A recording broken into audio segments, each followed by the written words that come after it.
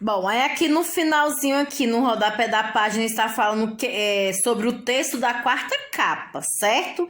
De um livro, que tem o quê? Por finalidade que a tia já havia dito, não é verdade? Que tem a finalidade de trazer o leitor tem interesse de ler alguma obra, essa obra, certo? E também esse texto pode apresentar opiniões e também comentários sobre o conteúdo do livro. Na página de número 61, uso do mas e do mais. Prestem bastante atenção nesses dois trechos aqui. O trecho de número 1 representa obra para leitura em classe, mas não deixa de ser leitura de casa, de pomar e de jardim, de todo canto, de qualquer parte. No trecho 2, mais que um livro, parece roteiro de um passeio pela saudade, um retorno à poesia e ao encanto da criança que se esconde em todo adulto. Olha só, vocês têm que aprender a diferenciar o mas do mais. Aí aqui, ó, a palavra mas indica uma ideia contrária à outra, já apresentada no texto. Desse modo, ela serve para ligar ideias opostas. Aí tem um exemplo aqui, ó. Não se pode confundir mas, a palavra que indica oposição, com mais, que transmite a ideia de soma, acréscimo, aumento. Leia os exemplos. Gosto daquela roupa, mas vou comprar esta aqui. Tem sentido de oposição. Eu gosto, porém, eu prefiro essa. E o mais tem um sentido o quê? De somar, de acrescentar algo. Quero mais um pouco de sorvete. Prestem bastante atenção, meus amores. Olha só a frase que está no livro. Gosto daquela roupa, mas, ou seja, porém, vou comprar esta. Quando tem sentido aí, ó, de oposição, sempre eu coloco uma vírgula antes do mas, certo? Quando você vê qualquer frase em um texto, em qualquer lugar que você vê o mas, você pode observar que ele vem antes do mas, vem uma vírgula, certo? Então, o mais não. O mas é o sentido que? De porém. Porém, eu posso trocar por porém, ó. Gosto daquela roupa. Porém, vou comprar esta. Eu posso trocar e não perde o sentido, certo? Da minha frase. Já o mais, ó, diferença, ó. Mas não tem o i. Mais tem o i. Acompanhado da vogal i, ó. Mais. Mais tem um sentido de quê? De acrescentar algo, de soma. Aí o exemplo, quero mais um pouco de sorvete. Lembrando que início de frase sempre com letra maiúscula. Terminei a minha frase, eu pontuo ela, seja lá com ponto final, com ponto de exclamação, com ponto de interrogação, ok? Muito bem. Aí aqui, ó. As palavras em destaque mas e mais têm pronúncia e escrita parecidas ou iguais? Aí vocês vão colocar se são parecidas ou iguais. Marcar com X. No trecho 1, que palavra ou expressão pode substituir mas, sem alterar o sentido? Ó, a dica que a tia Cris deu. O que é que você pode substituir por mas sem alterar o sentido dela? É porém ou além de? Aí vocês vão marcar. No trecho 2, que palavra ou expressão pode substituir mais que, sem alterar o sentido? Porém ou além de? Olha, cuidado para não errar, tá fácil. D, conclua mas e mais. São palavras que têm o mesmo sentido? Sim ou não? Não, né? Essa aqui eu preciso dar a resposta. Não. Mas não tem o mesmo sentido que mais. Mas tem o sentido de oposição. E mais é um sentido de quê? De acrescentar algo. De soma, de acrescenta algo ou alguma coisa, tá bom? 62. Complete as lacunas das frases a seguir usando de modo adequado as palavras mas e mais. Tá muito fácil mesmo, certo? Facílimo, mamão com açúcar, que vocês podem observar a regrinha, a dica, né? Não é nem regra, a dica que a tia Cris deu, ó. Toda vez que eu vejo aqui o mas, vem uma vírgula antes. Então, vocês já sabem, né, meus amores? Eu não vou nem ler essas frases aqui, tá muito fácil. Então, antes do mas, tem uma vírgula.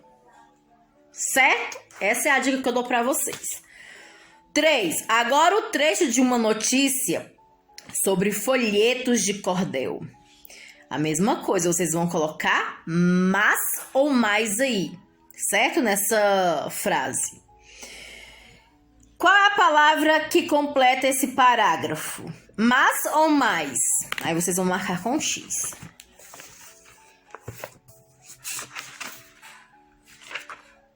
Aí aqui, meus amores, na página de número 63, substantivo primitivo ou derivado. Os folhetos de cordel são blocos de folhas em que são impressos os poemas dos cordelistas, como você pode observar na imagem ao lado.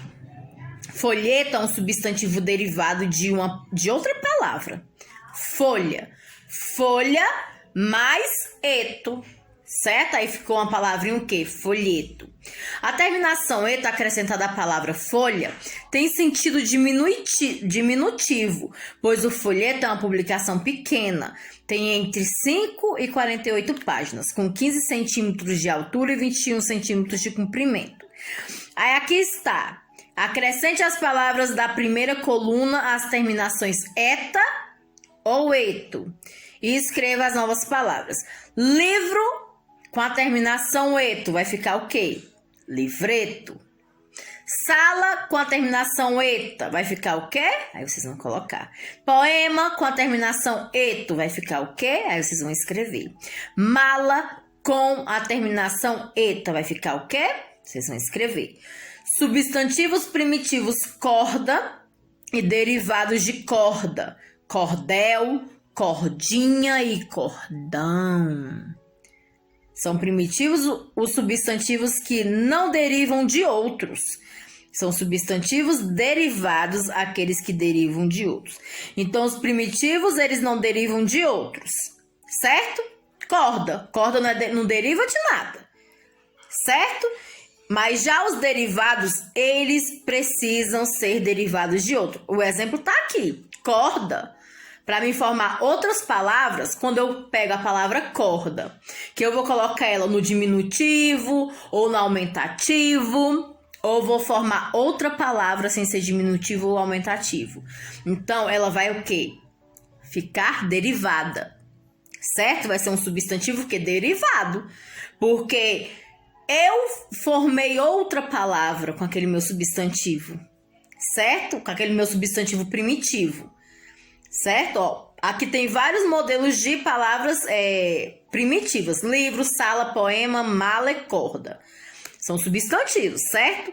Quando eu vou modificar essa palavra para ela ficar no diminutivo, no aumentativo, ela vai ficar o quê? Um substantivo derivado. Aí vai se tornar uma palavra derivada. Aí aqui tá o exemplo. Corda. Eu formei da palavra corda, eu formei a palavra cordel. Da palavra cordel, aí vem.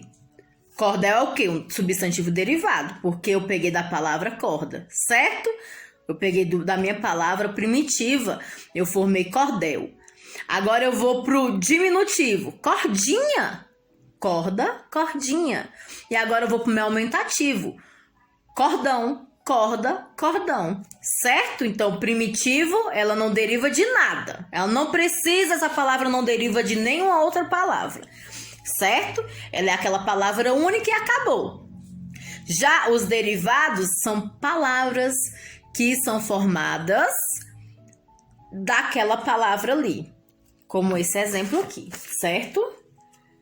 Corda, aí eu formei mais 3 palavras que no caso ficou o quê? Um substantivo derivado. Aí fica, ó, da minha palavra primitiva, eu formei corda, cordinha e cordão, certo?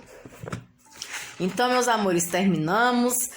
Na página 64 é agora eu já sei, é o que vocês aprenderam nessa unidade, tudo que vocês aprenderam, certo? O que é cordel, que é um gênero que é literário, popular, tá bom? E geralmente ele é impresso em quê? Em folhetos, tá? E vendidos lá na feira da onde? Do Nordeste. Aí o texto de quarta capa, que é o final do livro, onde está escrito a sinopse. O artigo, que são o quê? Artigos definidos. Definidos. O, a, os, as. Esses são os definidos, ó. Artigos definidos. O, a no singular, os, as no plural. E os artigos indefinidos, que é uma, uns, umas. Ó, os indefinidos. Uma no singular e uns, umas no plural. Os numerais, que são quais? 3, 10, quarto, quinto, certo? Entre outros. Esses são o que? Os numerais, certo? Numerais. Os numerais. Nós também aprendemos o quê? De maneira geral, que a frase verbal é formada por quê? Por uma ação, agente e complemento da ação. O verbo, ele expressa o quê? Uma ação, certo? Ação praticada pelo sujeito. E o substantivo, em geral, ele identifica quem pratica essa ação, certo? E também ele pode complementar o sentido do verbo. Cordel, substantivo, é um agente. Ó, cordel encanta crianças. Substantivo, agente, cordel. Verbo, ação praticada, encanta. O cordel, ele encanta. O agente vem antes do verbo.